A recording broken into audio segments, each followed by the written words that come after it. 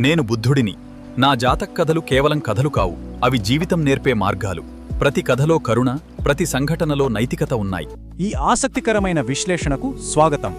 ఈరోజు మనం ఒక ఊహించని చారిత్రక సంక్షోభం గురించి, ఆ సంక్షోభం వెనుక దాగి ఉన్న ఒక అద్భుతమైన ప్రాచీన విశ్వ నమూనా గురించి తెలుసుకోబోతున్నాం. నిజమైన న్యాయం అంటే ఏంటి, కరుణకు కేవలం నియమాలను గుడ్డిగా పాటించడానికి మధ్య ఉన్న తేడా ఏంటి అనేది ఈ కథనం ద్వారా చాలా స్పష్టంగా అర్థమవుతుంది. ఇంకెందుకు ఆలస్యం, వెంటనే మొదలు పెడదాం. నన్ను బుద్ధుని దగ్గరకు తీసుకెళ్ళండి. సంఘం నుండి గెంటి వేయబడి నిండు గర్భిణీగా ఉండి ప్రాణాలు అరచేతిలో పెట్టుకుని దిక్కుతోచని స్థితిలో ఉన్న ఒక భిక్షుని చేసిన ఆర్తనాదమిది. ఆమె జీవితం మొత్తం తలకిందులైపోతున్న ఆ క్షణంలో ఆమె అడిగిన ఏకైక సహాయమది. అసలు ఒక భిక్షునికి ఇంతటి దీనస్థితి ఎందుకొచ్చిందో ఇప్పుడు చూద్దాం. విభాగం 1. భిక్షునిగా మారిన ఒక ఇల్లాలు. అసలు ఆ సంక్షోభం ఎక్కడ మొదలైందో తెలుసుకోవాలంటే రాజగహలో ఉన్న ఒక సంపన్న వ్యాపారి ముద్దుల కూతురి కథ చూడాలి.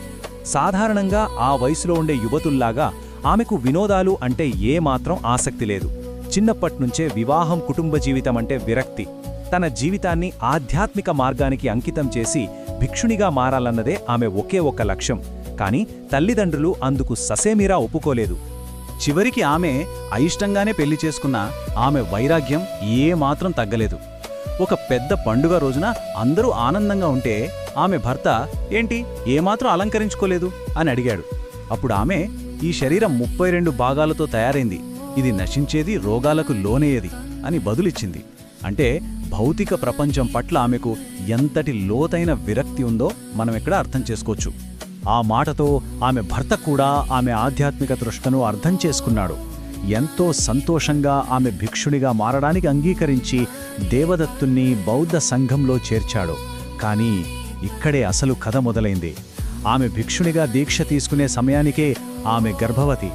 విచిత్రమేంటంటే ఆ విషయం అప్పటికే ఆమెకు కూడా తెలియదు.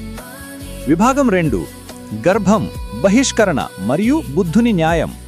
ఆమె గర్భం బయటపడగానే దేవదత్తుని నిజస్వరూపం బయటపడింది. అసలు ఏం జరిగిందని ఒక్కసారి కూడా విచారించకుండా, ఏమాత్రం దయ లేకుండా ప్రవర్తించాడు. కేవలం తన పేరు ప్రఖ్యాతులకు మచ్చ వస్తుందన్న భయంతో, తన ఇమేజ్ డ్యామేజ్ అవుతుందన్న ఒకే ఒక కారణంతో ఆమెను నిర్దాక్షిణ్యంగా సంఘం నుండి బహిష్కరించాడు. ఆ చీకటి క్షణంలోనే ఆమె బుద్ధుని శరణు కోరింది. మరి బుద్ధుడి సమస్యను ఎలా ఎదుర్కొన్నాడంటే, దేవదత్తుడిలాగా హడావిడిగా కాకుండా అత్యంత పారదర్శకమైన ఆధారాలతో కూడిన న్యాయ ప్రక్రియను ఎంచుకున్నాడు. వినయ నియమాల్లో నిష్ణాతుడైన ఉపాలిథేరుడిని విచారణకు నియమించాడు. ఆ బహిరంగ విచారణలో ఆమె దీక్షకు ముందే గర్భవతి అని స్పష్టంగా తేలడంతో ఆ భిక్షుని ఏ పాపమూ ఎరుగని నిర్దోషి అని అధికారికంగా ప్రకటించాడు. నిజమైన న్యాయం ఆమెను రక్షించింది. కొంతకాలానికి ఆమె ఒక పండంటి మగబిడ్డకు జన్మనిచ్చింది. ఆ శిశువును స్వయంగా మహారాజే దత్తత తీసుకుని పెంచాడు. ఆ బాబు పేరే కుమార కස්සప. ఆ తర్వాత కాలంలో ఆ కుమార కස්සపవి కూడా బౌద్ధ సంఘంలో చేరి గొప్ప ధర్మబోధకుడుగా ఎదిగాడు. తల్లి కొడుకులిద్దరూ అత్యున్నత ఆధ్యాత్మిక స్థానమైన ఆరహత్వాన్ని పొందడం నిజంగా ఒక అద్భుతం. అయితే ఇక్కడ మనం ఒక ఆసక్తికరమైన ప్రశ్న వేసుకోవాలి. ఇలాంటి క్రూరత్వాన్ని ఎదుర్కోవడం, మళ్లీ సరైన రక్షకుడిని పొందడం వారికిదే మొదటిసారా? ఆశ్చర్యకరంగా కాదు. ఈ ఖచ్చితమైన సంఘటన ఎన్నో జన్మల క్రితమే జరిగిందని స్వయంగా బుద్ధుడే వెల్లడించాడు. అదిలాగో ఇప్పుడు చూద్దాం. విభాగం 3. గత జన్మలోని జింకల ఉద్యానవనం. మనం ప్రాచీన వారణాసి నగరానికి వెళ్దాం. అక్కడ బ్రహ్మదత్తుడు అనే రాజుకు వేట అంటే ఒక వ్యసనం. అతని వేట కారణంగా జింకలు తీవ్రంగా గాయపడటం, భయంతో పరుగులు తీయడం చూసి ప్రజలందరూ కలిసి ఒక పెద్ద ఉద్యానవనాన్ని నిర్మించారు. అడవిలో ఉన్న జింకలన్నిటినీ తీసుకొచ్చి రాజుకు వేట సులభంగా ఉండేలా అందులో బంధించారు. ఆ ఉద్యానవనంలో 2 పెద్ద జింకల గుంపులుండేవి. ఒక గుంపుకు నిగ్రోధ అనే అద్భుతమైన బంగారు వర్ణపు జింక నాయకుడు, మరొక 500 జింకల గుంపుకు సాఖా అనే ఇంకో జింక నాయకత్వం వహించేది. ఈ ఇద్దరు నాయకులు వాళ్ల ఆలోచనా విధానాలు పూర్తిగా వేరు. రాజు ఎప్పుడు పడితే అప్పుడు వేటకు వచ్చి జింకలను ఇష్టమొచ్చినట్లు చంపుతుంటే ఆ సామూహిక ప్రాణ నష్టాన్ని ఆపడానికి నిగ్రోధ ఒక కఠినమైన నిర్ణయం తీసుకున్నాడు. ప్రతిరోజు 2 గుంపుల నుండి వంతుల వారీగా ఒక్కో జింక రాజు వంటగదికి స్వచ్ఛందంగా వెళ్లాలని నిర్ణయించారు. దీనిని లాటరీ పద్ధతిలో ఎంచుకునేలా ఒప్పందం కుదిరింది. విభాగం 4 నిగ్రోధ మహారాజు చేసిన ప్రాణత్యాగం. సరిగ్గా మన ప్రస్తుత కథలోని మలుపు ఇక్కడే వస్తుంది. ఒకరోజు సాక గుంపు నుండి ఒక గర్భవతి అయిన జింక లాటరీలో ఎంపికైంది. నా బిడ్డ పుట్టే వరకు నన్ను ప్రాణాలతో విడిచిపెట్టండి, ఆ తర్వాత నేనే స్వచ్ఛందంగా వస్తాను అని ఆ తల్లి జింక ప్రాణాల కోసం అల్లాడిపోయింది. ఇక్కడే ఇద్దరు నాయకుల మధ్య వ్యత్యాసం తెలుస్తోంది. సాక ఏమాత్రం కనికరం లేకుండా రూల్స్ అంటే రూల్స్, నువ్వు వెళ్లాల్సిందే అని కఠినంగా తేల్చేశాడు. దారి లేక ఆ జింక నిగ్రోధ దగ్గరకు వెళ్లి వేడుకుంది. అప్పుడు నిగ్రోధ ఒక్క క్షణం కూడా ఆలోచించకుండా అపారమైన కరుణతో ఆ గర్భవతి స్థానంలో తన ప్రాణాన్ని అర్పించడానికి స్వయంగా రాజు వంటగదికి బయలుదేరాడు. తన ప్రాణాలను పణంగా పెట్టి వేరొక గుంపులోని జింకను రక్షించడానికి సిద్ధపడిన నిగ్రోధ త్యాగాన్ని చూసి రాజు ఆశ్చర్యపోయాడు. ఈ నిరుపమానమైన కరుణ రాజు మనసును పూర్తిగా మార్చేసింది.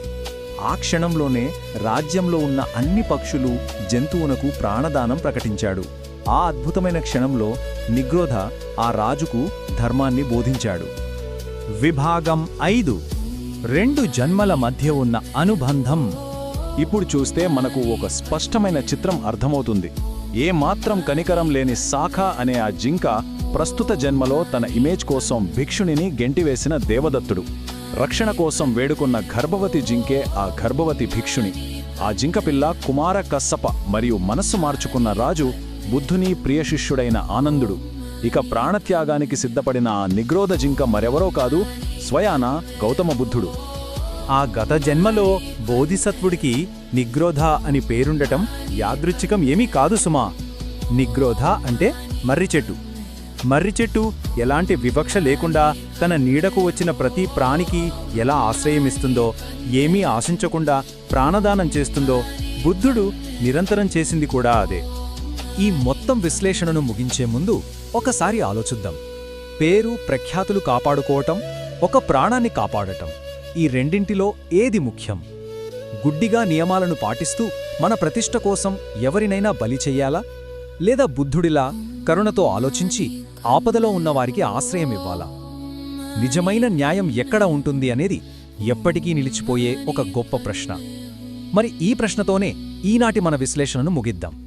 మరొక అద్భుతమైన అంశంతో మళ్ళీ కలుద్దాం. సువాసన అదరహో. వెల్దీ ఇంగువతో వంటలన్నీ రుచిగా. వావ్, చాలా బాగుంది. నా వంటల రహస్యం వెల్దీ ఇంగువ. అద్భుతమైన రుచి.